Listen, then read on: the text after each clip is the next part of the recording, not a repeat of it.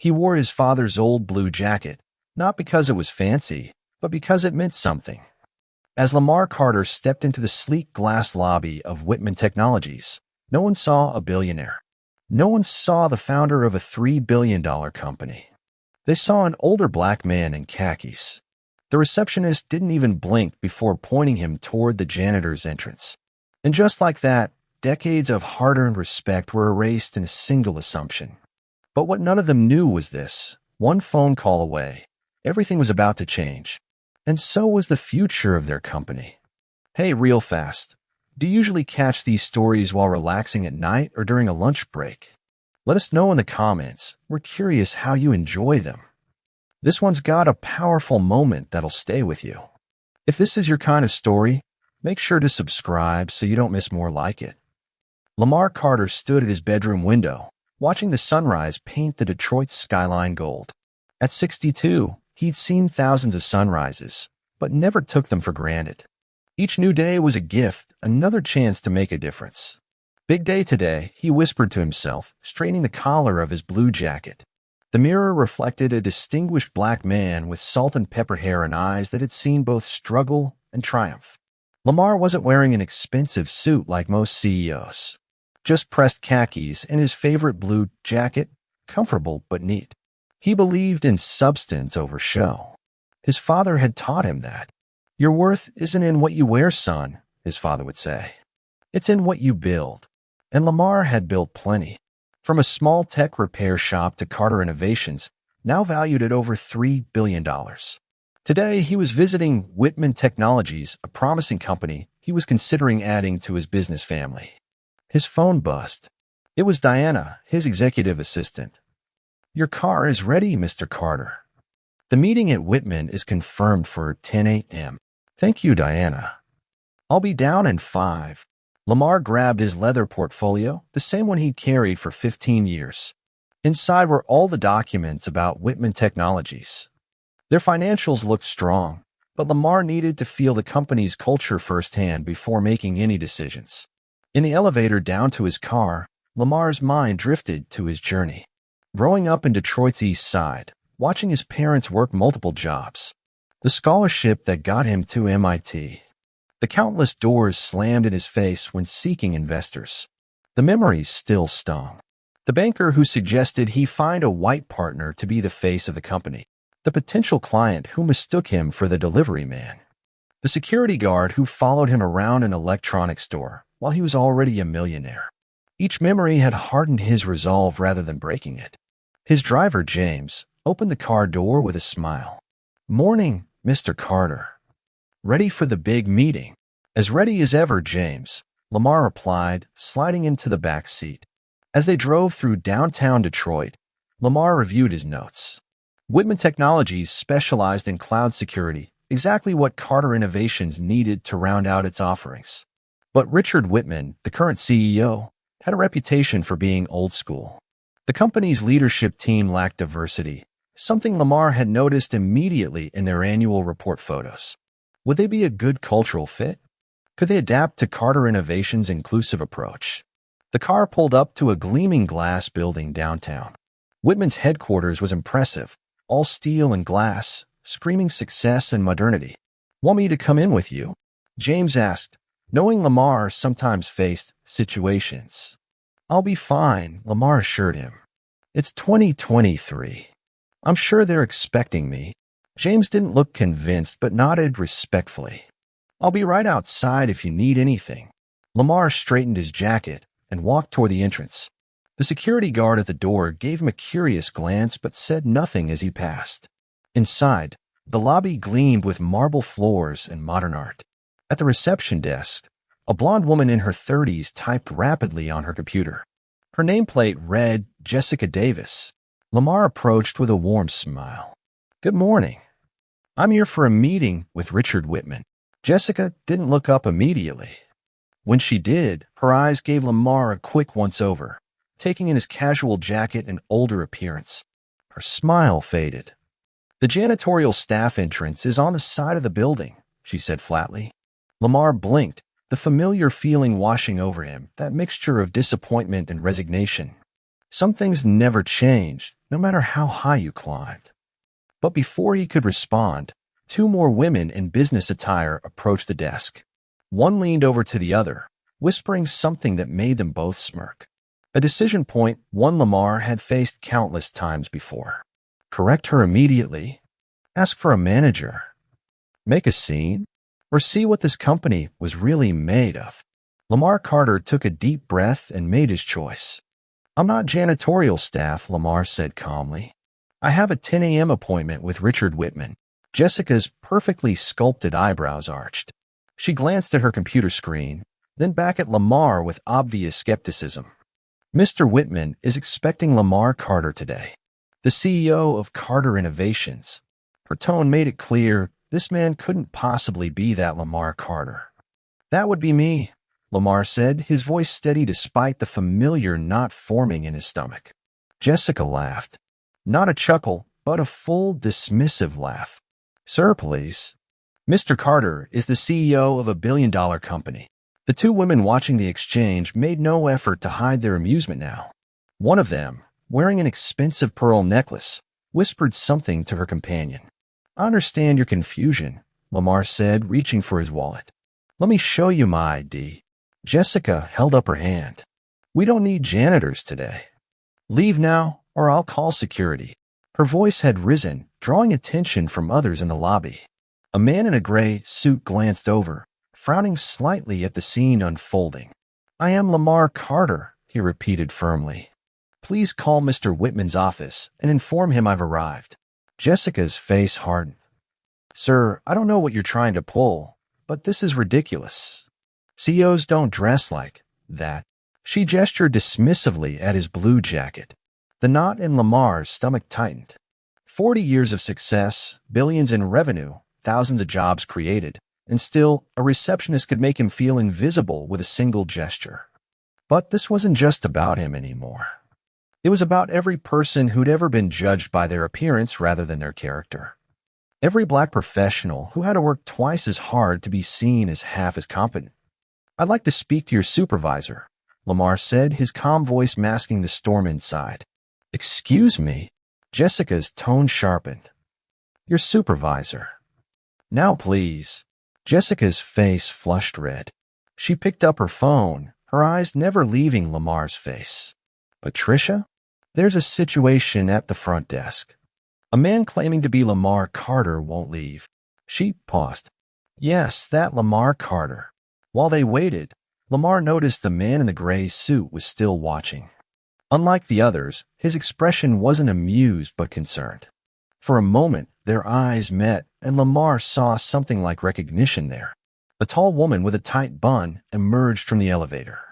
Her badge identified her as Patricia Summers, HR Director. Her heels clicked aggressively across the marble floor. Is there a problem? She asked, addressing Jessica rather than Lamar. This gentleman is claiming to be Lamar Carter. He won't leave. Patricia turned to Lamar, her professional smile not reaching her eyes.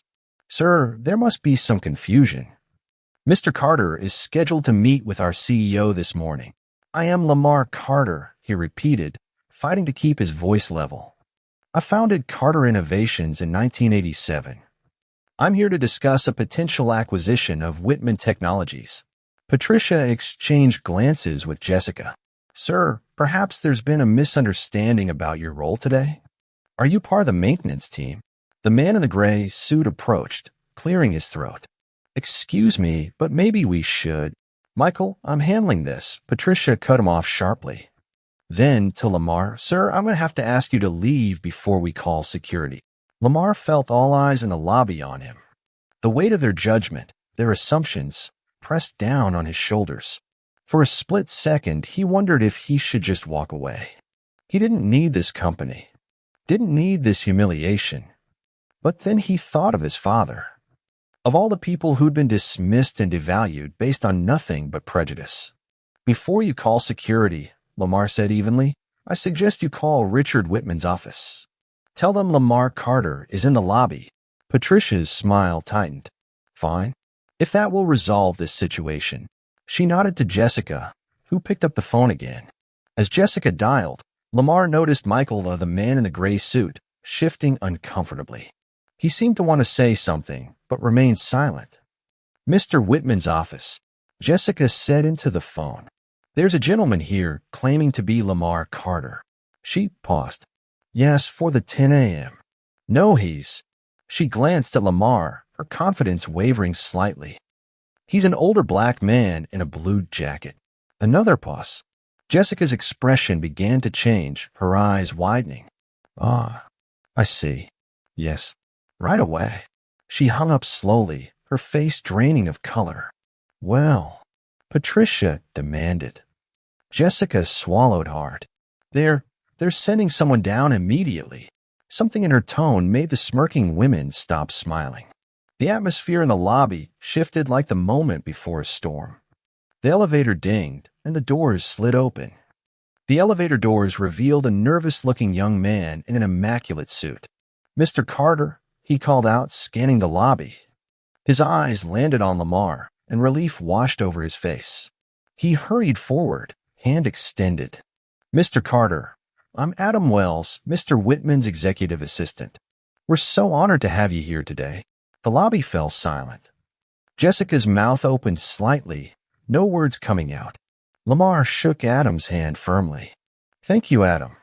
I was just having a conversation with your colleagues about my appointment. Adam shot a confused glance at Jessica and Patricia.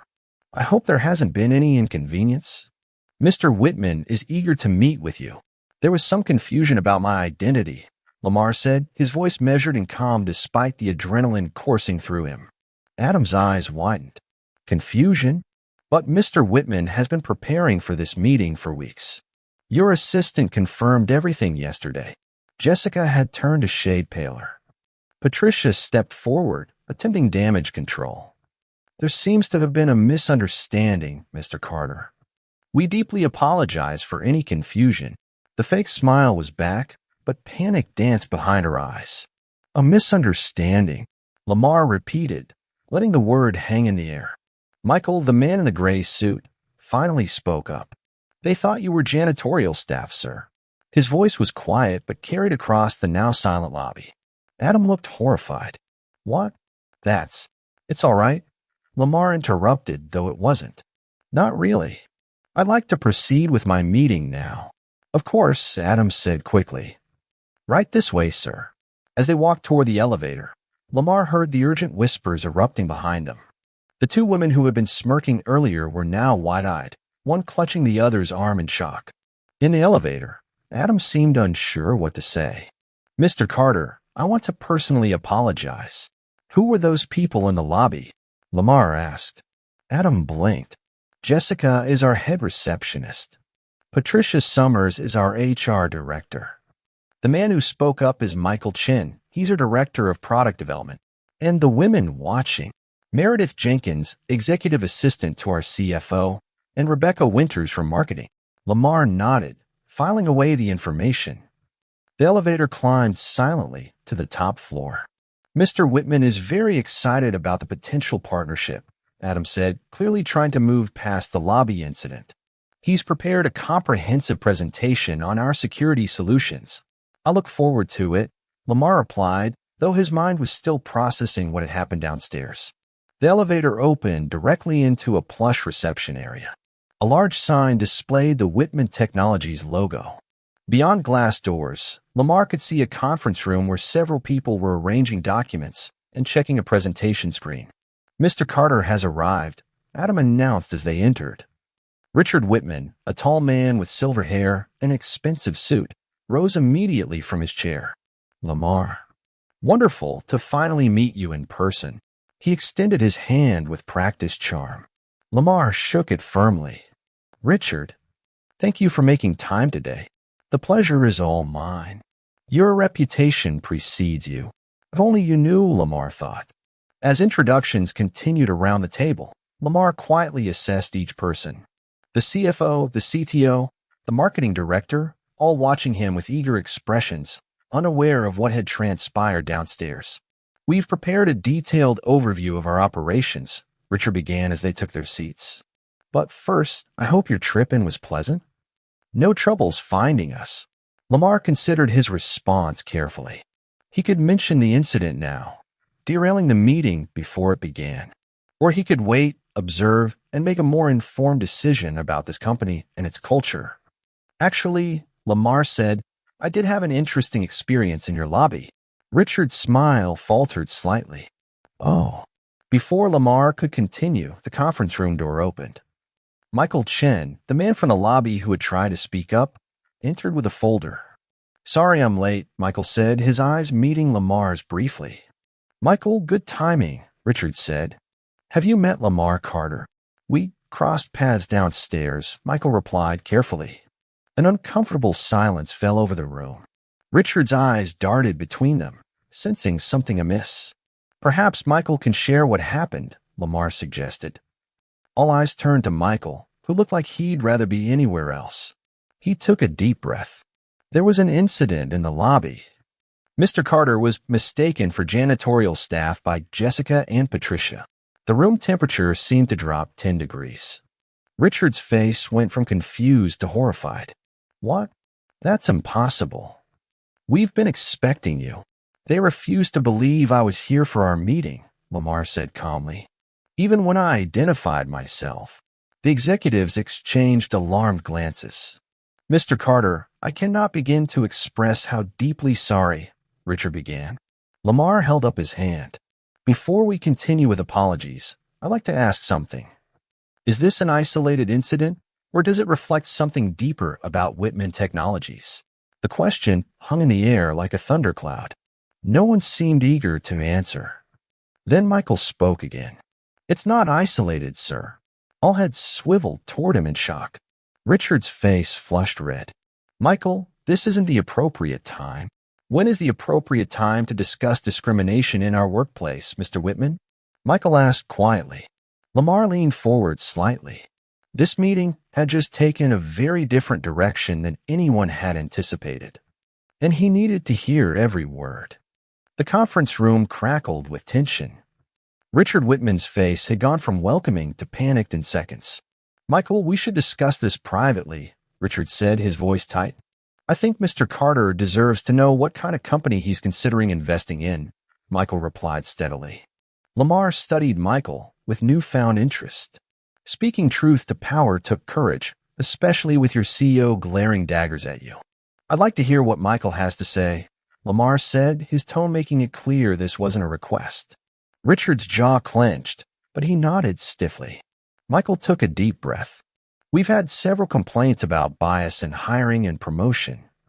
3 employees from minority backgrounds left last quarter citing cultural issues. Nothing official was filed, but everyone knew. These are complex personnel matters, the CFO began.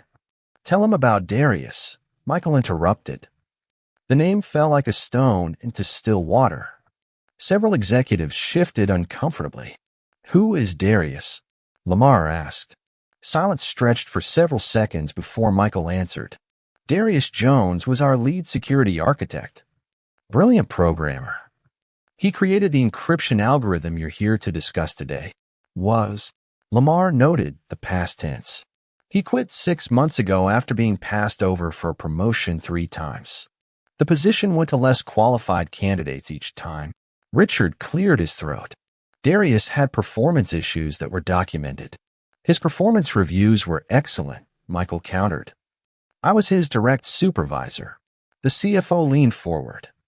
Mr. Carter, every company has employee turnover. This is hardly. Did Jessica or Patricia face any consequences for similar behavior before today? Lamar asked, cutting through the excuses. The uncomfortable silence answered his question. Lamar stood slowly, straightening his blue jacket. I think we need to table our business discussion. Panic flashed across Richard's face. Mr. Carter, please. What happened in the lobby was inexcusable, but it doesn't represent who we are as a company, doesn't it? Lamar asked quietly. Just then the conference room phone rang. Richard answered with obvious irritation. I'm in a meeting, he snapped. Then his expression changed. She's what? No, don't send her up. I'll come down. He hung up and forced a smile. A small issue downstairs. Nothing important. Lamar's phone buzzed in his pocket. A text from James, his driver. Security called on me for suspicious behavior. I'm just sitting in the car. The pieces clicked into place. Lamar's expression hardened. That wouldn't happen to involve a black man waiting in a car outside, would it? Richard's face confirmed it. Mr. Carter, that's my driver, who has worked for me for 15 years. The room fell silent again, more deeply this time. I'm going downstairs, Lamar said firmly, and then we'll continue our discussion. All of us. No one dared object as Lamar walked out, Michael quickly falling in step beside him. In the elevator, Michael spoke softly. I should have said something sooner. In the lobby. Why didn't you? Lamar asked. Michael's shoulders slumped. Fear. Politics. Excuses, really. And now, some things are more important than keeping your head down. The elevator doors opened to reveal chaos in the lobby. Jessica was arguing frantically with a security guard. Patricia was on her phone, looking panicked. Through the glass doors, Lamar could see James standing beside his car, surrounded by security personnel. That's my driver, Lamar announced loudly, striding across the lobby. All heads turned. Jessica paled. Patricia ended her call abruptly. Outside, the security guard stepped back as Lamar approached. Are you all right, James? Lamar asked. Yes, sir.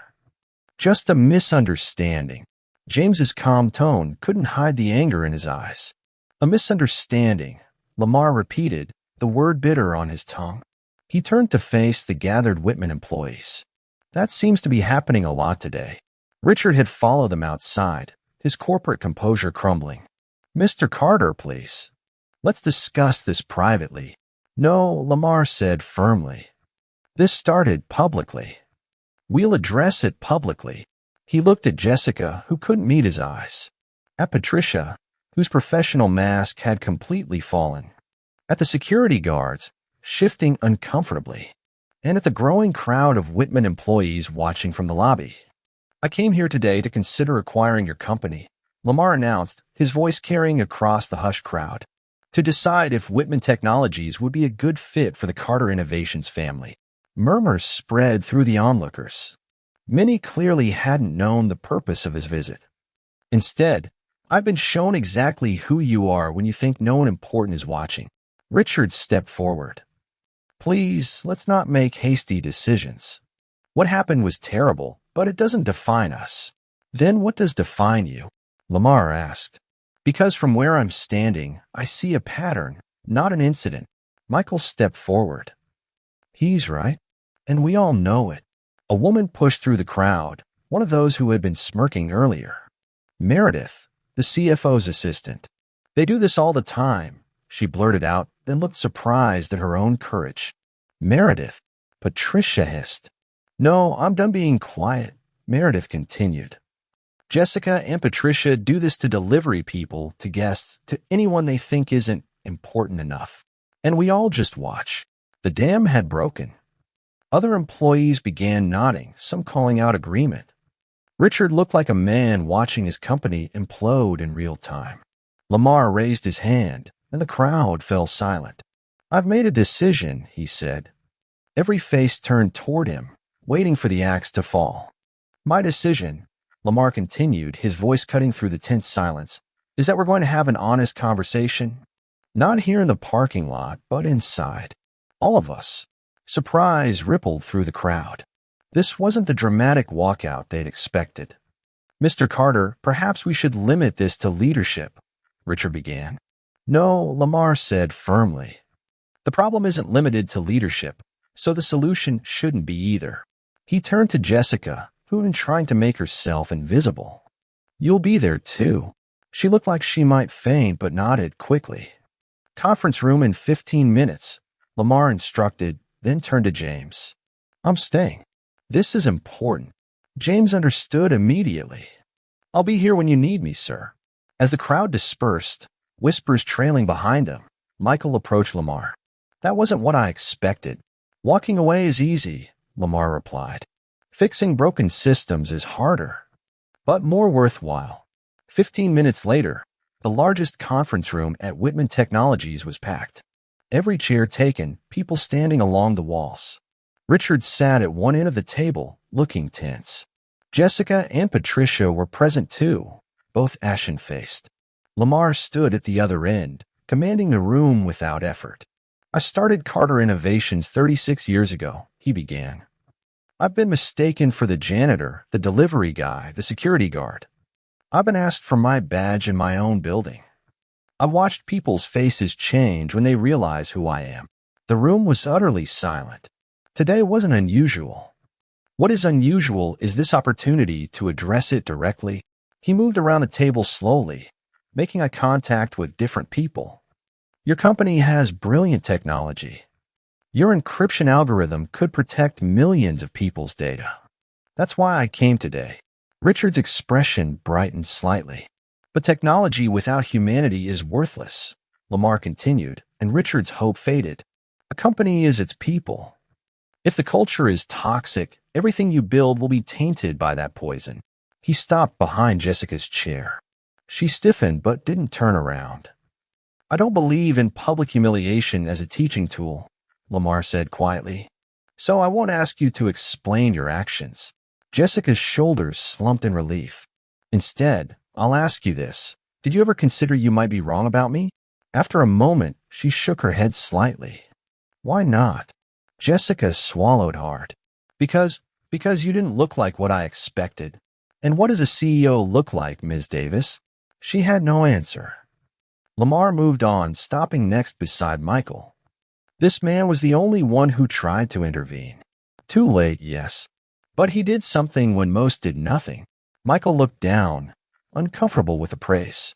The measure of a company isn't whether bias exists. It's what happens when bias is exposed. Do you correct it, learn from it, or defend and excuse it? His gaze fell on Richard, who had the grace to look ashamed. "Here's what I propose," Lamar said. "A 90-day assessment period. I'll send a team from Carter Innovations to work alongside your people. They'll evaluate your technology and your culture." Murmurs of surprise filled the room. "After 90 days, I'll make my decision about the acquisition." Richard stood quickly. "Mr. Carter, that's very generous." "We accept, of course." "I'm not finished," Lamar said calmly. "There are conditions." The room fell silent again. "First, I want a full diversity and inclusion audit. Independent consultants, full transparency." Richard nodded tightly. "Second, I want Darius Jones contacted and offered his job back with back pay and an apology." Patricia started to object, but Richard silenced her with a look. "Third," Lamar continued, "I want Jessica and Patricia to work directly with my team during the assessment." Both women looked up in shock. "Not as punishment," Lamar clarified. "As an opportunity to learn and grow. If they're willing." Jessica's eyes filled with tears. She nodded slowly. "And finally," Lamar said, "I want Michael to lead the Whitman side of the assessment team." Michael's eyes widened. "Me? Moral courage matters to me," Lamar said simply. "I trust your judgment." Richard was clearly calculating his options. The room waited. Finally, he straightened his tie and extended his hand. "We accept your terms, Mr. Carter." They shook hands as the room exhaled collectively. "One last thing," Lamar said, his voice carrying to every corner. "This isn't just about an acquisition. It's about who you want to be as people. About the world you want to build with your work." His gaze traveled around the room, connecting with dozens of eyes. "Today was about assumptions. The ones made about me in that lobby. But also the ones I could make about all of you based on what I witnessed." He paused, letting that sink in.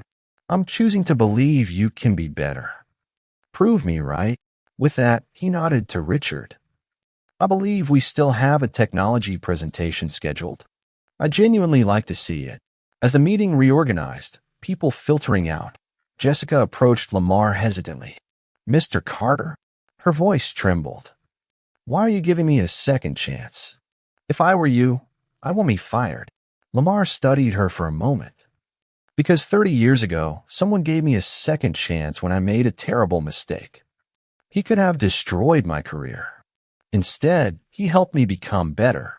He glanced across the room at James, who was now being treated with exaggerated courtesy by the security team. Sometimes, Lamar said quietly, the person you dismissed today might be signing your paycheck tomorrow. Remember that. Jessica nodded, a tear sliding down her cheek. As the room settled for the presentation, Lamar noticed Michael watching him with something like, "Oh." The day had taken an unexpected turn, but perhaps a necessary one. The real work was just beginning. 2 weeks into the 90-day assessment period, Lamar received a troubling email from Michael Chin. Facing significant pushback, leadership paying lip service to changes while undermining efforts behind the scenes. Need to talk. Lamar frowned at his screen. He hadn't expected this to be easy, but active resistance was concerning. He called Michael immediately. "It's worse than I thought," Michael said, his voice low as if worried about being overheard. Richard created a separate committee to manage the Carter transition. They're coaching employees on what to say to your team. "What about Jessica and Patricia?" Lamar asked. "Patricia's playing both sides. In public, she's all about change. In private, she's telling people this is just a hoop to jump through until the acquisition. And Jessica?" Michael's tone shifted. "That's the surprise. She seems genuinely changed by what happened. She's been vocal about the problems, even when it costs her. She's taking a lot of heat for it." Lamar processed this information silently. People could surprise you, both positively and negatively. "What about Darius Jones?" he asked. "That's another issue. They contacted him, but the offer they made was insulting. Back pay, yes, but a lower position than he deserves. He refused." Lamar's disappointment hardened into resolve. "I'll be there tomorrow. Don't tell anyone I'm coming." The next morning, Lamar walked into Whitman Technologies without warning. He wore the same blue jacket as before, but this time, the effect was very different. Jessica spotted him first, her eyes widening. "Mr. Carter, we weren't expecting you." "That was intentional," he replied with a small smile. "Is Richard in?" "Yes, but he has meetings all. He'll see me." It wasn't a question. As Jessica made a call, Lamar noticed how the lobby atmosphere had changed. People recognized him now, some nodding respectfully, others looking nervous. Word of his presence spread quickly through the office like ripples in a pond. "Mr. Whitman will see you now," Jessica said, putting down the phone. "And Mr. Carter, I'm glad you're here. Things aren't going well." Lamar nodded gratefully for the confirmation. "Keep your head up, Jessica. Change is hard. Resistance means you're making progress." Upstairs, Richard greeted Lamar with a practiced smile that didn't reach his eyes. "Lamar, what a pleasant surprise. If I'd known you were coming, I would have cleared my schedule." "That's why I didn't announce myself," Lamar replied simply. Richard's smile faltered. "I don't understand. I wanted to see the real Whitman Technologies, not the version you'd prepare for my visit." Lamar sat down uninvited. "We need to talk about your commitment to our agreement. I've been fully supportive." "Don't," Lamar interrupted. "Don't lie to me, Richard. It wastes both our time." Richard's facade cracked. He sank into his chair, suddenly looking tired. "What exactly do you want from us, Lamar? We've jumped through every hoop. Diversity consultants, sensitivity training, special treatment for certain employees." "Special treatment," Lamar repeated, his voice dangerously quiet. "You know what I mean." "Sadly, I do." Lamar leaned forward. "Let me be absolutely clear. This isn't about checking boxes or jumping through hoops. This is about fundamentally changing how your company operates." "We build security software," Richard said defensively. "We're not in the business of social justice." "You're in the business of people," Lamar countered. "Every company is. Your products are just the output." Richard rubbed his temples. "Look, I understand what happened to you was unacceptable. We've addressed it. Jessica was disciplined. We've implemented new policies. This isn't about what happened to me," Lamar said firmly. "It's about what's happening to everyone who doesn't fit your narrow image of what belongs here." Before Richard could respond, the door opened and Patricia entered with a folder. She froze when she saw Lamar. Perfect timing, Lamar said. Please join us, Patricia. She sat reluctantly, eyes darting between the two men.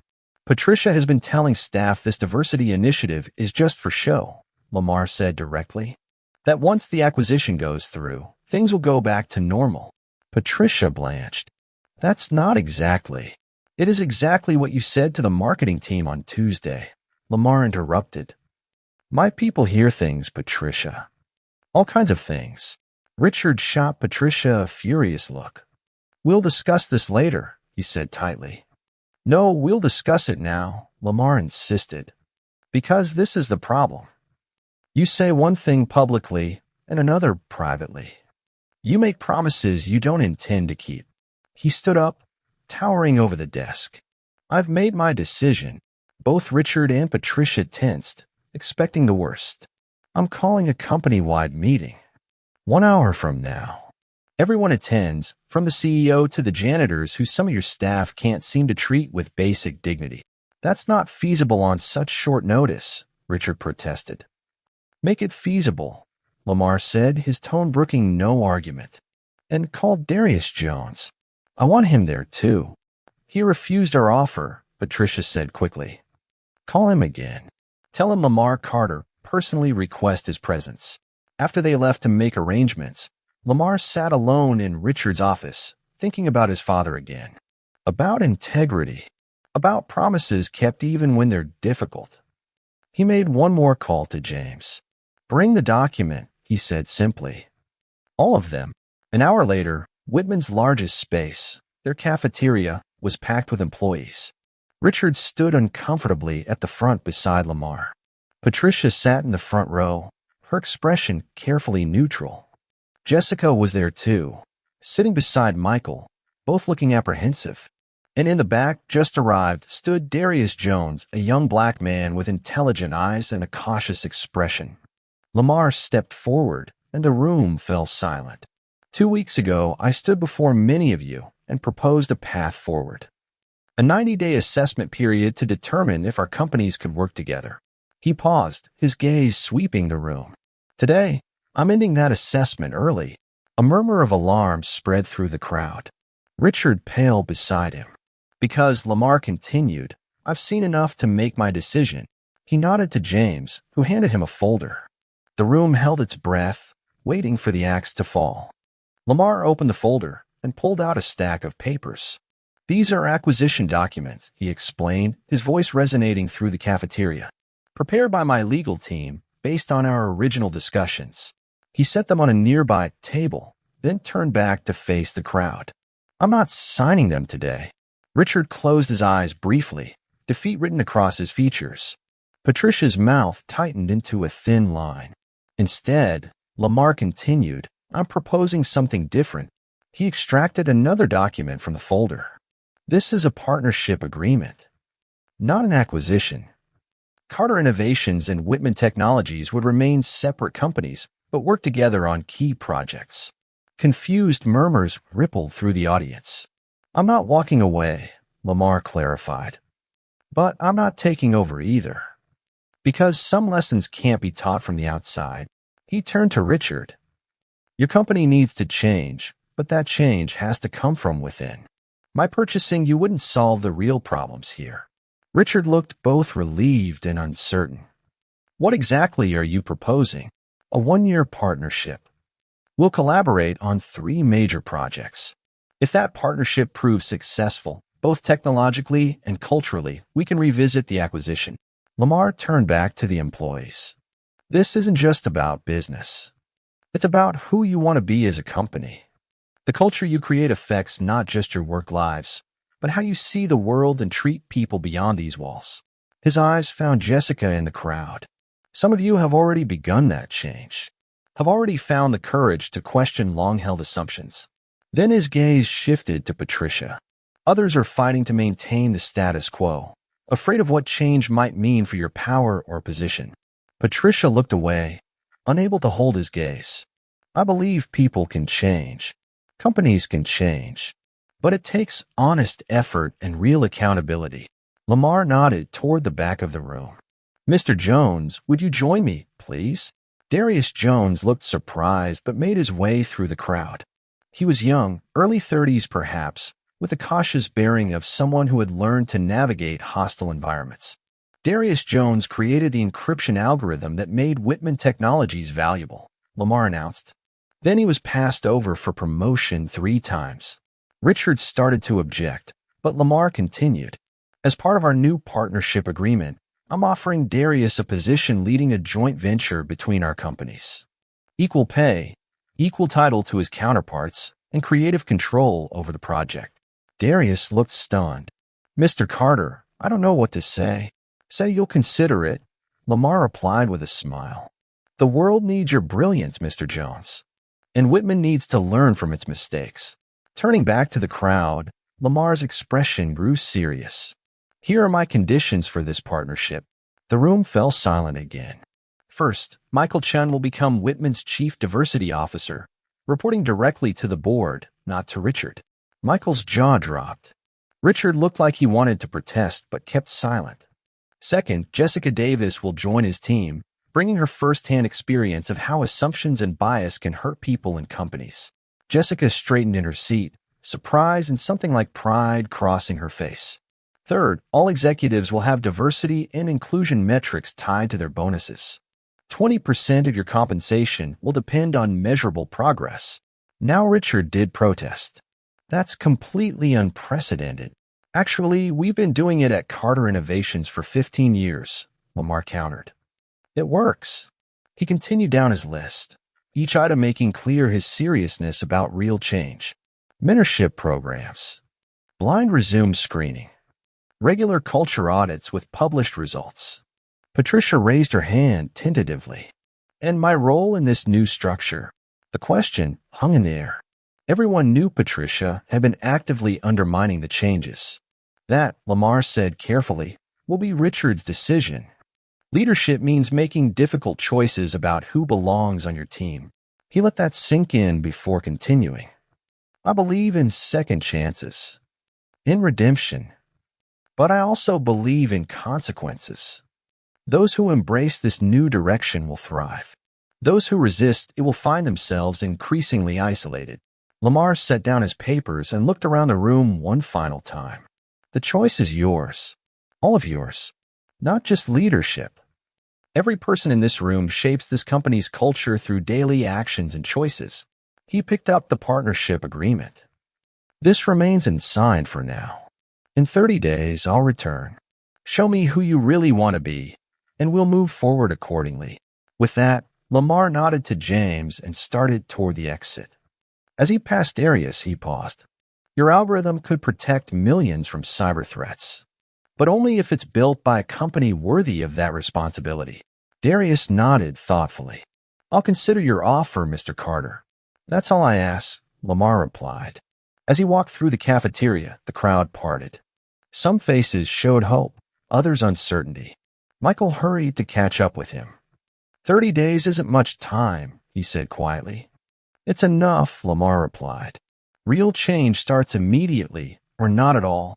At the door, Lamar turned back one last time.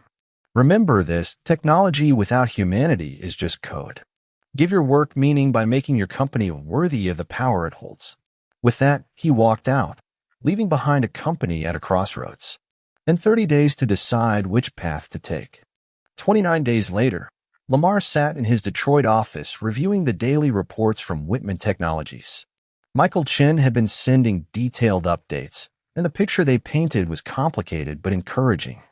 Diana, his assistant, knocked lightly on his door. James is here to drive you to the airport. Your flight to Whitman is in 2 hours. Thank you, Diana. Before he could gather his things, his phone rang. The caller ID showed Richard Whitman's number. Richard, Lamar answered. I'm looking forward to our meeting tomorrow. That's why I'm calling, Richard replied, his voice tight. There's been a situation. I think you should come today instead. Alarm bells rang in Lamar's mind. What kind of situation? It's complicated, but it involves Darius. And Jessica. Lamar's grip tightened on his phone. I'll be there as soon as possible. 6 hours later, Lamar walked into Whitman Technologies. The lobby felt different, tense but not hostile. Jessica wasn't at the front desk. Michael met him immediately. "Thank you for coming early. Things have been intense." "Where's Jessica?" Lamar asked as they walked to the elevator. "That's part of the situation. She's upstairs with Richard and Darius." In the elevator, Michael explained. Jessica reached out to Darius personally last week, apologized for the company culture he experienced. They got talking, and she showed him internal emails from when he was passed over for promotion. The elevator doors opened on the executive floor. The emails were explicit, Lamar. Clear bias. Discussions about Darius being not the right fit for leadership despite his technical skills. Lamar's jaw tightened. And Richard, some were from him. When Darius confronted him with them, Richard tried to justify his past decisions. It got heated. Michael led Lamar to the conference room. Through the glass walls, he could see Richard, Patricia, Jessica, and Darius in what appeared to be an intense discussion. "They've been at it for hours," Michael said. "Richard wanted to resolve it before you arrive tomorrow, but I need to see the real Whitman Technologies, not the version prepared for my visit," Lamar finished, echoing his words from 2 weeks ago. He entered the room, and all conversation stopped. "Mr. Carter," Richard said, standing quickly. "Thank you for coming on short notice. I understand there's an issue to resolve," Lamar replied, taking in the scene. Jessica looked exhausted, but determined. Darius's expression with a mix of anger and vindication. Patricia seemed resigned. And Richard looked like a man finally confronting his own failings. "I made mistakes with Darius," Richard said after a moment. "Serious ones. The emails Jessica uncovered make that clear." Lamar turned to Jessica. "You went looking for these emails deliberately?" She nodded. "After everything that happened, I started seeing patterns I'd been blind to before. I wanted to understand how deep the problems went, even though it might jeopardize the partnership with Carter Innovations," Lamar asked. "Because of the partnership," Jessica corrected. "You said real change or nothing." This felt like the only honest path. Lamar studied her with newfound respect, then turned to Darius. "And your thoughts?" Darius straightened. "I came back to hear your offer. Finding these emails confirmed what I already knew, that my treatment wasn't about performance. It was about fitting an image of leadership that didn't include people who look like me." He slid a folder across the table. "This is my counterproposal." Lamar raised an eyebrow, but opened the folder. Inside was a detailed plan for restructuring Whitman's leadership team, with Darius as CTO and head of a new innovation lab. "Bold," Lamar commented. "Necessary," Darius replied. "I won't return to a company where I'm valued only because an outside force demanded it. The change has to be structural and lasting." Richard looked pained but nodded. "We've been discussing it all morning. It's aggressive but not unreasonable." Patricia spoke up for the first time. "I've submitted my resignation, effective immediately." Lamar turned to her, surprised. "Some of those emails were mine," she said simply. "I can't be part of the solution when I was so fundamentally part of the problem." The room fell silent. Through the glass walls, Lamar could see other employees watching curiously, sensing the importance of what was unfolding. After a long moment, Lamar set down Darius's proposal. "Tomorrow was meant to be decision day. But I think the decision has already been made, hasn't it?" Richard nodded slowly. "Yes. Whatever happens with our partnership, Whitman is changing. It has to." "Show me," Lamar said. Richard seemed confused. "Show you what?" "Show me the changes. Not in promises or plans, but in actions already taken." Michael stepped forward. "We've implemented blind resume screening company-wide. Early results show a 34% increase in diverse candidates reaching the interview stage." Jessica added, "We've created an anonymous reporting system for bias incidents. 17 reports in 2 weeks, all being addressed transparently." Even Richard had something to offer. "I've been holding listening sessions with employees at all levels. Uncomfortable conversations, but necessary ones." Lamar nodded thoughtfully, then turned to Darius. "And you?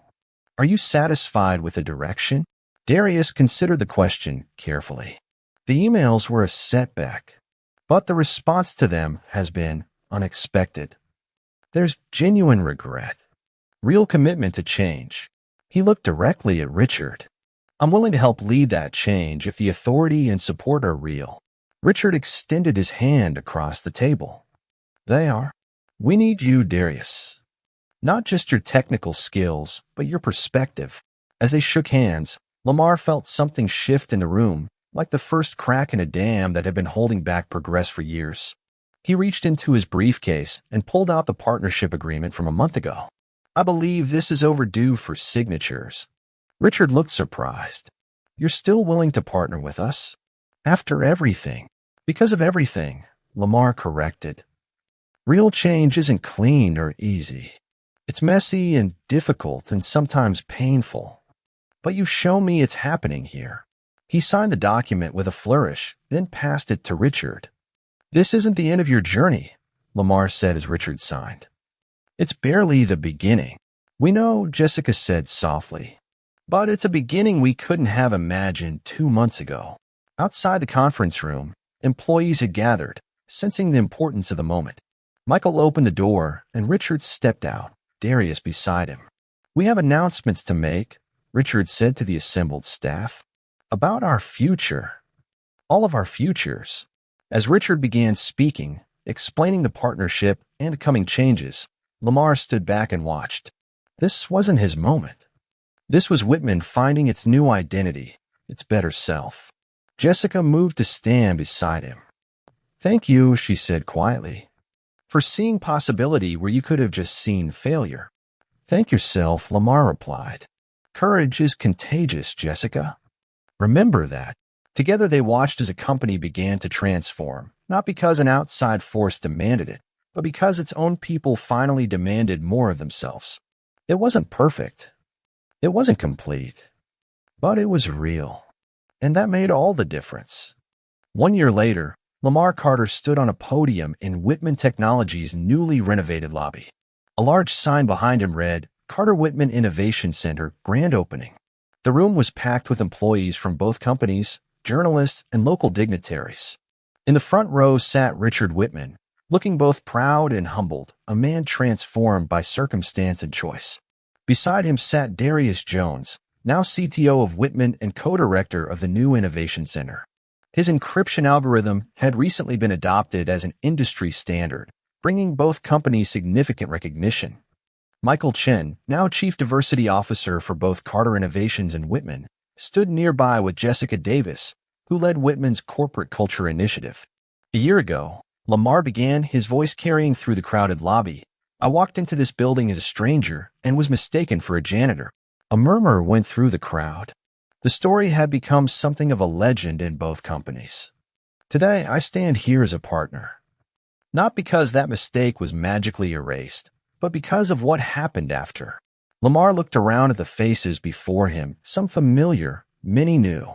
The partnership had brought growth to both companies, nearly doubling Whitman's workforce. We often talk about change as if it's something that happens to us, something external, imposed from outside. But real change, lasting change, comes from within. He gestured to the people in the front row. It comes from leaders like Richard, who had the courage to confront uncomfortable truths. From visionaries like Darius, who refused to accept anything less than full recognition of his worth. From changemakers like Michael and Jessica, who transformed an incident of bias into a movement for inclusion. Lamar stepped away from the podium and moved to the center of the stage, speaking more personally now. "My father was a janitor," he said quietly. "For 37 years, he cleaned office buildings in Detroit. He wore a blue jacket, not unlike the one I wore that day." The room fell silent. "He was the most dignified man I've ever known. He taught me that all work has value, that all people deserve respect, that how you treat others when you think no one important is watching reveals your true character." Lamar's eyes found Jessica in the crowd. She nodded slightly, understanding the reference to their conversation a year ago. "The mistake made that day wasn't assuming I was a janitor. The mistake was assuming a janitor couldn't also be someone worthy of respect. He paused, letting that sink in. We've built something remarkable this past year. Not just innovative technology, though we've certainly done that. We've built a culture where people can belong while being authentically themselves, where assumptions are questioned, where value isn't determined by title or appearance. Lamar gestured to the tablet in his hands. Today, I'm announcing that Carter Innovations is acquiring a 20% stake in Whitman Technologies, with an option for a full merger in the future. Applause broke out, but Lamar raised his hand. This investment comes with no new conditions, no oversight committee, no culture consultants, because they're no longer needed. He looked directly at Richard. Whitman has transformed itself from within. Not perfectly, not completely, but fundamentally and permanently. Richard stood and joined Lamar on stage, visibly moved. They shook hands as cameras flashed, capturing the moment for tomorrow's business pages. A year ago, Richard said, taking the microphone, I nearly lost everything because I couldn't see past my own biases. Today, our company is stronger than ever, financially, culturally, and morally. He turned to Lamar. You could have walked away.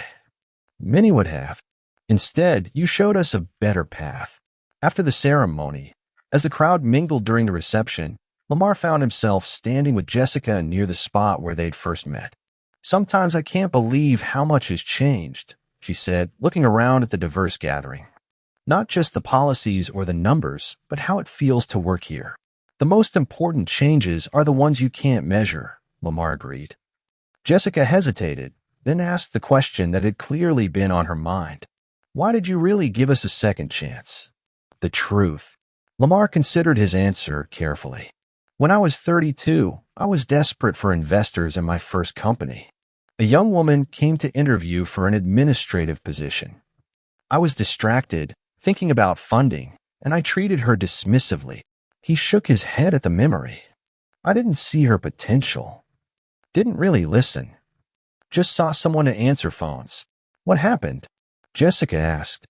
She left without taking the job. 6 months later, I pitched to a venture capital firm. She was sitting at the table as their newest associate. She had an MBA from Wharton and a background in exactly the technology one was developing. Did she reject you? Jessica guessed. No. She approved the investment. Then she told me she remembered how I treated her. Said she was funding me despite that, not because of it.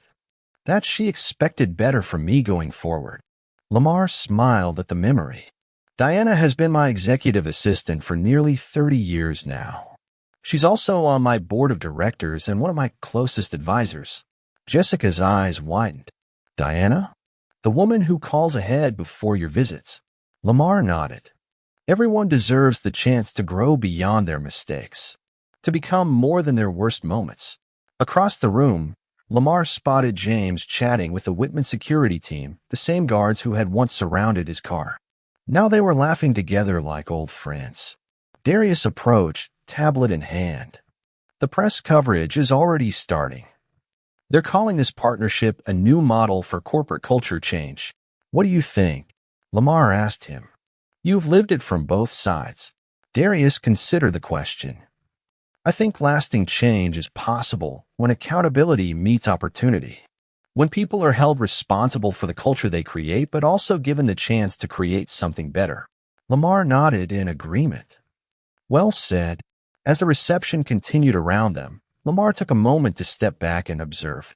The room was filled with people from different backgrounds, different levels of the companies, all engaged in building something together.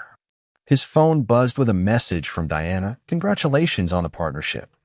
Your father would be proud. Lamar smiled, feeling the truth of those words deep in his chest. His father had taught him that dignity wasn't given by others. It came from within. But respect was something that should be offered freely to everyone, regardless of title or position. In the end, that was what today celebrated. Not just a business partnership or a successful acquisition, but a more fundamental recognition that everyone deserves to be seen for who they truly are. As he prepared to rejoin the celebration, Lamar straightened his blue jacket, the same one he'd worn that fateful day. He kept it as a reminder that appearances could deceive, that assumptions could harm, and that second chances could transform. Not just companies, but the people within them. That's where the story comes to a close. Lamar's journey reminds us how fragile dignity can be in a world quick to judge by appearance. A blue jacket, a quiet voice, a calm presence. None of it shielded him from assumptions. Yet, instead of walking away, he stayed. He chose to confront what was broken, not with anger, but with strength. Real change didn't come from power. It came from patience, from listening, from giving others a chance to grow. And that's what made it powerful. Not the title he held, but the grace he carried. Some people build empires. Others rebuild people. Lamar did both. Do you think Lamar made the right decision in the end? Drop your thoughts in the comments. We read every one of them. If you made it here, you're definitely someone who appreciates storytelling with heart. You won't find another channel like this. Subscribe now. And if you're still in the mood, there's another unforgettable story waiting. Click and keep watching.